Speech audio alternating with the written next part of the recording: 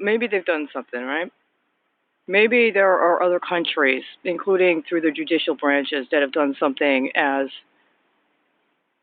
unacceptable as what the Supreme Court of the United States has done in the last few years. Something happened with the death of Antonin Scalia. I was saying this last night. Something happened with his death. I understand he was murdered. And I understand that the manner in which he was murdered is not so dissimilar from the context around what I understand to be the murder of Ruth Bader Ginsburg. Nobody on the court said anything about it for what it was. Nobody talked about it in terms of the implications or what could have been the potential motive. We had no examination in this country of what it meant, including the fact that it took nearly a year before anybody was recommended as a replacement. Why is that? Nobody said anything about it this whole time. Nobody said about who did end up replacing him and what ended up happening with the confirmation proceeding after that, after Justice Kennedy resigned, and what ended up happening with the confirmation proceeding after that, after Ruth Bader Ginsburg died. And then what ended up happening most recently with the confirmation of a fourth Supreme Court justice after the former Chief Justice stepped down, right? Nobody said anything about how the confirmation processes, the nomination processes, the confirmation processes, had impact on what they've done with the court. In the autumn of 2019, Supreme Court was doing something that it started only doing very recently, which is it started putting its dockets online. And prior to that, it had a different system online. It was very notable that the time frame in 2017 was a time frame wherein electronic filing for the Supreme Court was different. It changed it in 2017. By 2019, I looked at the schedule and I said, I am not going to be able to follow this. I can see just from the way they set the schedule up, this is dangerous. They've done something that I've seen in other patterns elsewhere. And because nobody attended to the crime associated with what the schedule implies, what they've done is very dangerous. Please keep in mind that 2019 session was the session wherein COVID-19 ended up coming to bear. It's absolutely that important. Why? Because of what has now been revealed in terms of what they did on February 3rd of 2021. And they kept doing it over and over and over again, over and over and over again. They took the court on a trajectory that is irredeemable. I don't know what to say or do about it. I was on the street being brutally tortured in many ways during the nomination and the confirmation of Ketanji Jackson Brown. As a matter of fact, it was one of those things where it was really stark because it was like I was real-time aware of things, and only later did I realize what it was. And it was so racist, and it was so vicious, and twice, directly connected to the correlation of her confirmation and its relationship to the confirmations, including earlier confirmations of other people that are now justices of the Supreme Court. They stole all of my evidence and all of my legal work.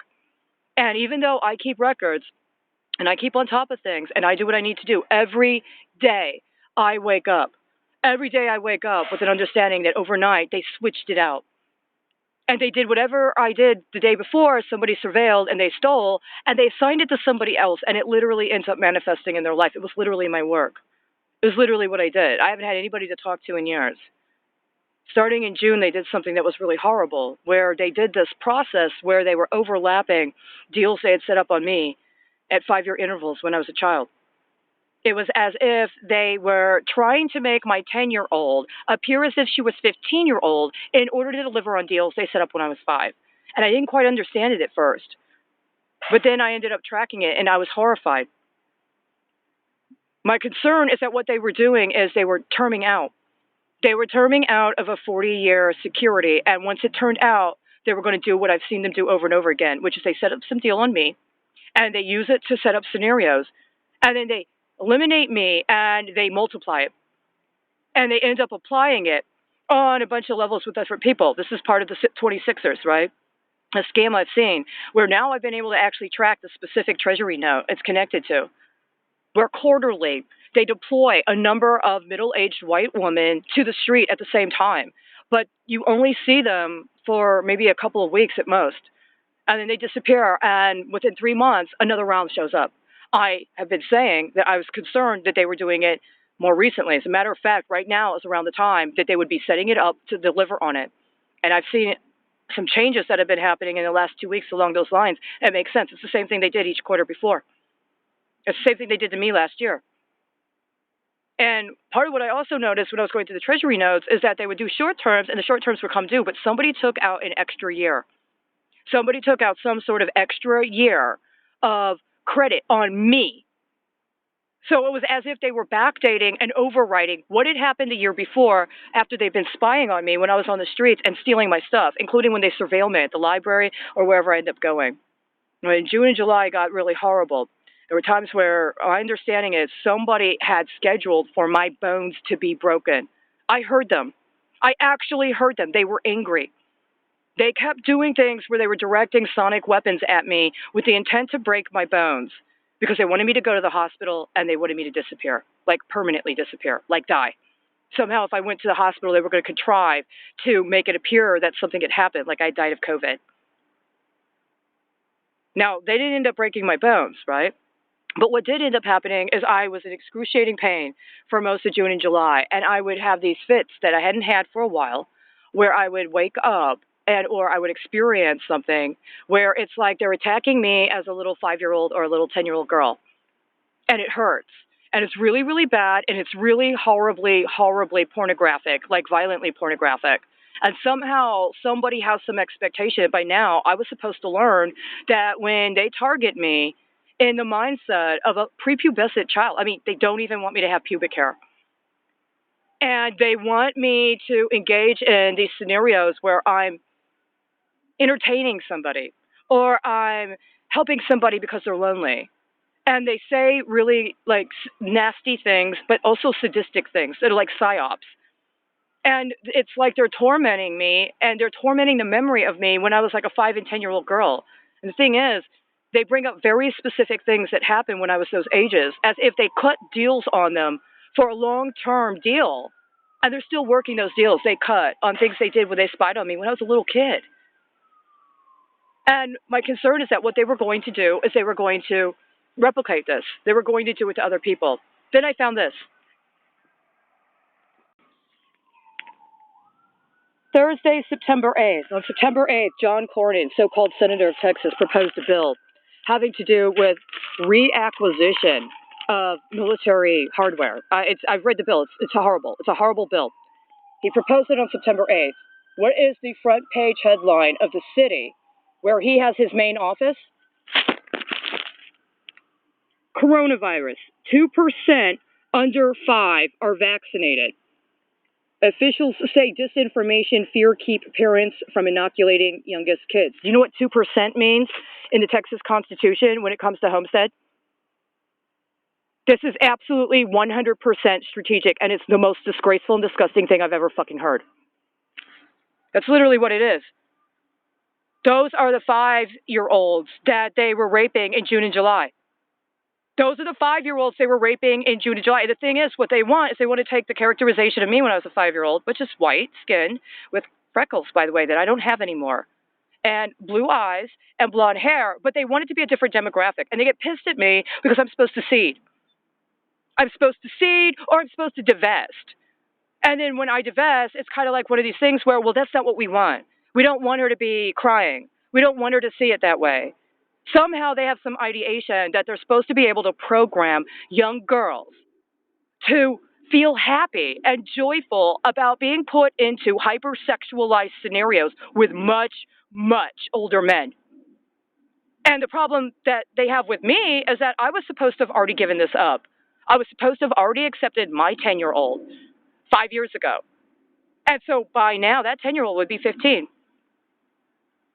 And not only that, they want the demographic that they set up when they coined me when I was 5 years old to be transferred and to be recomposited as a demographic of a little girl that comes from a different ethnic or racial background. And in the course of me dealing with this, all I hear is disappointment and derision targeting me because somehow I was supposed to understand that I was supposed to pay for these people that have different racial, ethnic demographics. And the way I was supposed to pay for them is I was supposed to let the program they set up on coining me when I was 5 years old, with the understanding my name is Charity, so that people could donate to other charities, but they could have my visage and my profile and the electronic accounts they set up in connection with whatever they were expecting to get for that donation. We're going to look like that pretty little blonde white girl. But now people don't just want the pretty little blonde white girl. They want other little girls that look different ways.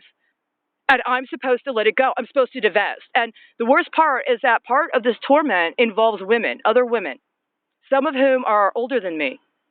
They're not quite 65, but they're older than 45. And the understanding is, well, they're at that age where they're supposed to be getting paid. They've got a justification for receiving retirement benefits from their job or to get some sort of income based on stuff that they did before, including, unfortunately, connected to profiles of people I used to know. And I keep maintaining that I believe those people are being libeled, right? Those people are being libeled, that somebody's taking their identity account and doing to them what I'm pretty concerned they've been doing to me, which is coming up with some disgusting, horrible libel about who I am and trying to torment people I used to know with this characterization that I'm doing things like prostitution, that I'm on drugs, that I've engaged in acts of pedophilia, including with my former students, which is completely, absolutely 100% a lie.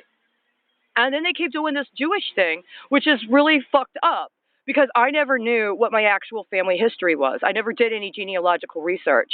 But at some point, it became okay to chastise me for my racial purity. And then when I actually did genealogical research, it was like one of those things where I'm like, wow, wait a second. If I actually did genealogical research, you would be eating crow right now for all the shit you're doing, one way or a fucking another. And then, of course, it's like there's all these other scenarios I'm supposed to work because my understanding is they stole my identity and they promised what they did with my identity to other people, including people from other countries, including people with other racial and demographic indicators. But the problem is in order to get that kind of identity, regardless of how much work you do yourself, you have to make some bullshit demonstration of loyalty that involves you engaging in not only crime, but an act of depravity. They use that depravity as blackmail, as political leverage. But once you make the buy-in, what's to stop them from continuing to escalate it? And the whole point is it's not enough for you to make the buy-in. It's not enough for you to have the blackmail committed upon you. You have to get someone else. You have to turn someone else. You have to blackmail someone else. You have to find a way to do what was done to you. You have to show that you learned a lesson and you know how to apply it. And I'm 45 years old, and I still haven't even made the buy-in, but apparently people that I used to be peers with did. And now the whole thing is about I got to turn or they're going to be screwed. And so it's one of these things where I'm dealing with this constantly, and then they put this in the newspaper. 2% under 5 vaccinated. 2%. 0.2. It's in the Homestead Code. Look it up. Section 16, Article 16, Section 50 of the Texas Constitution. Look it up. You know what it has to do with? Reverse mortgages and lines of credit that can be extended to people over the age of 62. It wasn't enough that they got me. And it wasn't enough that they stole my identity.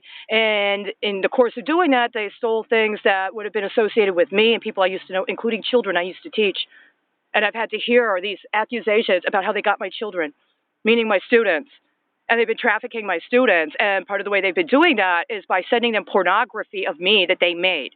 They made up pornography of me. I mean, it's completely ridiculous. I barely changed my fucking clothes. Somehow they made pornography of me, and they used it to try to torment my students, including by trying to recruit my students into engaging in things that are depraved, right? Normalizing them to think that it's okay to be hypersexualized and to be courted sexually by people that's completely age inappropriate and are completely in abuse of the power relationships they have to these young people, right? Whether it's actually literally in person or if it is in some manner connected to their electronic accounts usage. And specifically, the understanding that they're supposed to entertain inappropriate sexual scenarios in connection with other people. that they're associated with in some sort of power relationship, with the anticipation that it's going to train them to actually do those kinds of things with their peers, to actually do those kinds of things with other young people or other people they meet, i.e., I'm on the street and I'm sitting next to some guy, or I'm on the bus and I'm sitting next to some guy, and he seems to be dozing off, and as soon as he wakes up, he sees me and he starts engaging in an act of manual stimulation, right? My response is I get angry, but it's as if he actually expects that I'm supposed to sit there. And then when I leave, the whole background is, oh, you don't understand. Why did you do that? That's, it's like all this stuff. Like I'm supposed to believe that it's actually acceptable and it's normal for you to be with somebody. And within the first 3 minutes of talking to them, you're supposed to commit to a sex act. You're supposed to commit to a sex act within the first 3 minutes. And if you don't get access to any resources. You don't get anyone to talk to you. You don't get anything about your own situation acknowledged. That literally somebody is retaliating against me at such a severe level that I'm supposed to believe that the only way I can get indoors and sleep indoors is to agree within a 3 to 10 minute meeting with somebody to actually engage a sex act. And if I don't, I'm the bitch, I'm the whore, I'm usually the white bitch, I'm usually a psychopath. And, don't even try going to law enforcement. Don't even try dealing with people in the private security. Their whole thing is, I mean, I don't even know what they are doing because they're not interceding to protect people from this. And in the meantime, the whole background. I've been doing it since June and July. There were times when I could barely walk. I made a point to walk every day anyhow. Now I've been able to overcome that. But the understanding was I was supposed to get a bone broken and be sent to the hospital, and then I was supposed to be killed. I was not supposed to be around right now. And somebody's really pissed. Somebody's really pissed because they brokered a whole bunch of deals on me being dead right now. They already committed to liquidating me, to redistributing me to other people after they fraudulently characterized me in my life, and they stole a whole bunch of really important things that were not only about my cases and my legal work, but other stuff, right? Stock, things, plans, things related to education, things related to safety, things related to what I would have been doing, my business plan, even including bioremediation, all of these different things that I do that I don't necessarily put online, I don't necessarily make public, because I keep them with the anticipation someday I'm supposed to be able to talk to someone. I'm supposed to be able to talk to someone like an actual human being. This kind of like isolate and contain strategy for whatever purposes they've determined is acceptable is not acceptable. And it's not acceptable to anybody and for anybody under any circumstances. I hear them all the time talking about how they're going to try to arrest me, but they can't prove that I'm guilty of any crime because I'm not. I'm not committing any crimes. And they're not assisting me in reporting on crimes. And what keeps happening is they keep defaulting. They keep defaulting, and I don't.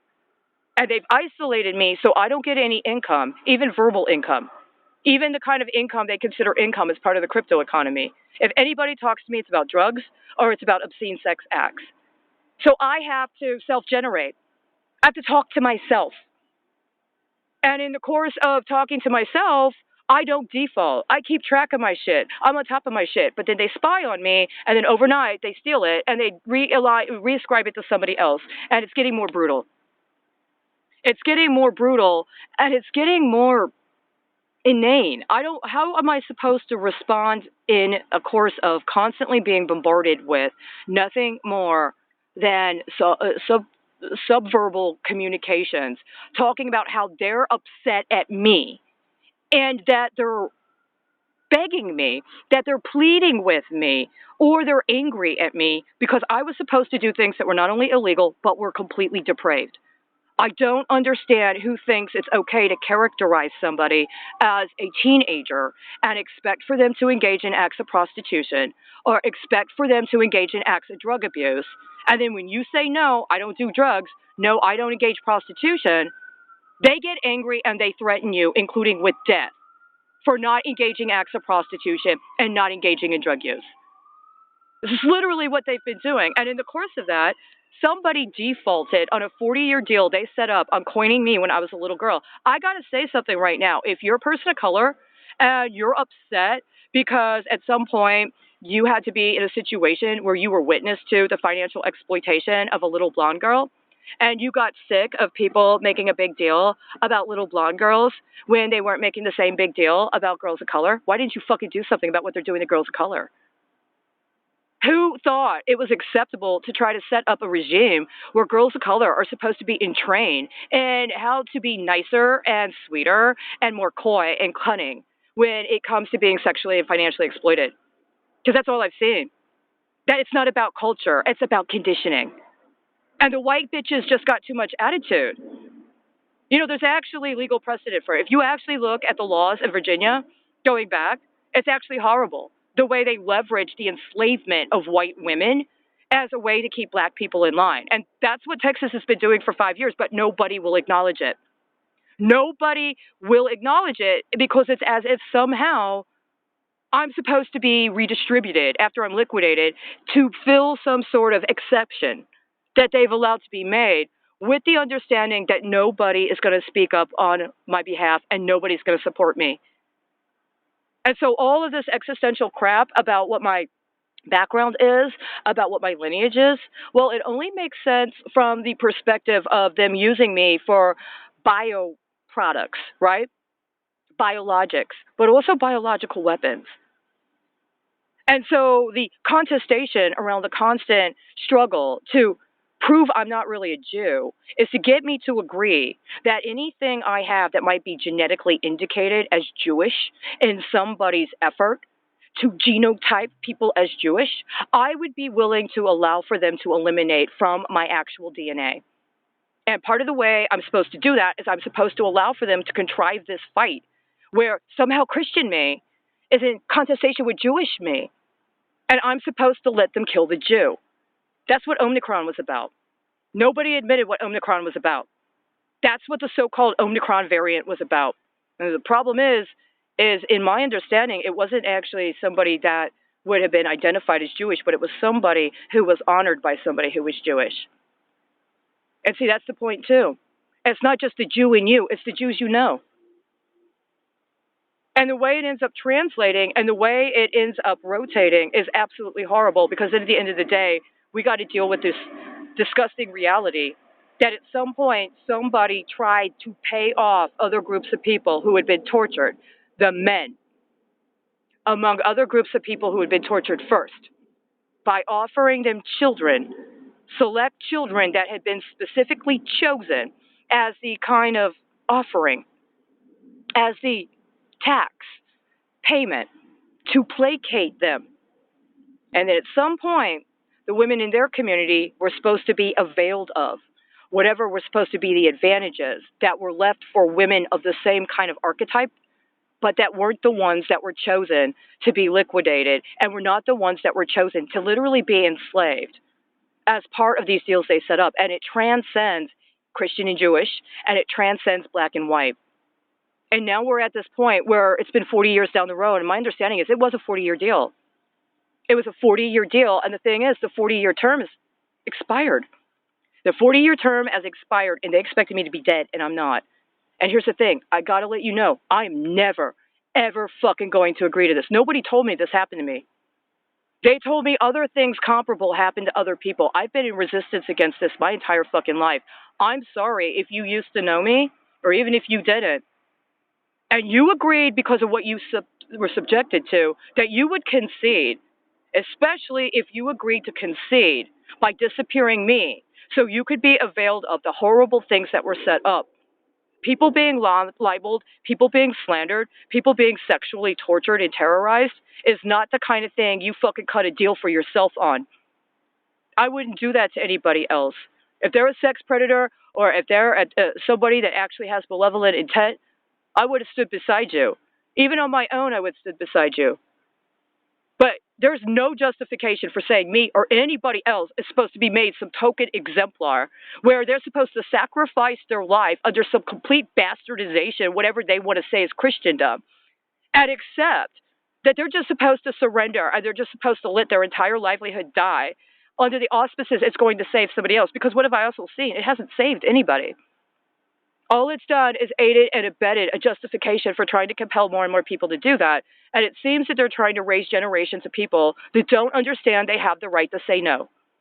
They have the right to say no. They are not supposed to be constantly sexually available. They are not supposed to be remotely commanded by somebody else without feeling like they're entitled to ask questions for clarification.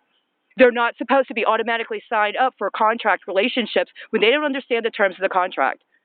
And they're not supposed to be put in a situation where prostitution and drug abuse is glamorized as if it's a part of their culture inherently. And then they're allowed to be punished because they won't accede to the glamorization of prostitution and drug use. I hope this clarifies some things. This is one of the most heinous things that's happened. I believe it's directly connected to what the Supreme Court did on February 3rd of 2021. It's not an art. When they changed the Holocaust and Genocide Commission in the state of Texas, they didn't do it for educational purposes. They did it as part of a long-term process where they abused the legislative processes in order to cover up for serious, serious crimes. And I'm sorry, this is what we were told growing up the Nazis did. This is exactly the kind of stuff we were told. They're not educating people. They're not providing a show. This isn't an art form. They've done irreparable, permanent damage already. It needs to stop. And I'm letting you know, I'm not going to fucking relent. Maybe the reason I'm not dead now is because you don't have the authority to kill me. Do you understand? I'm not dead. It wasn't your choice whether or not I died. It was only God's choice. God has decided I'm not dead yet. But you need to be very fucking careful what you do because we've passed the point already. We've already passed the point of no return. And there was no justification, even if you feel scared, for saying it was okay to do something like this to me or to anyone. I just want you to know there are only about 4 or 5 people that I can even have a conversation with. Those people have been on the streets way too long. I've already seen when their term came due and somebody screwed them too. So don't give me any shit that you got an economy of the street. Don't give me any shit that you got some sort of harm reduction paradigm. So you're actually trying to help the homeless and I just got attitude. That's not what's going on. You guys have entered a new level of deprivation when it comes to character. And you don't have any right, even by your own fucking terms and your own rules, to hustle people like you've been hustling us, including them. It doesn't matter if I agree with their lifestyle. It doesn't matter if I agree with their politics. You guys were the ones that said you had the authority and you had the right to make determinations and characterize people like me because for some reason being on the streets gives us a particular kind of role in your economy and you're not delivering. They should not be on the streets. Every single one of them were due their housing before Christmas. Why aren't they in their own fucking home? Why did you continue to leave them on the street and do this to them? Why do you continue to deploy more and more people to the street? And these completely strategic, completely financially motivated context. Why do you continue to let the people who have the jobs when they're not doing the jobs that they say that they're doing to get paid? It's still going on and it's gotten even worse. And now you got a 2%. 2% under fucking 5? John Cornyn should already have been fucking impeached. He should already have been fucking impeached. You read that bill. Read that bill that son of a bitch proposed on September 8th. And then you find this article. You find this article and you do something.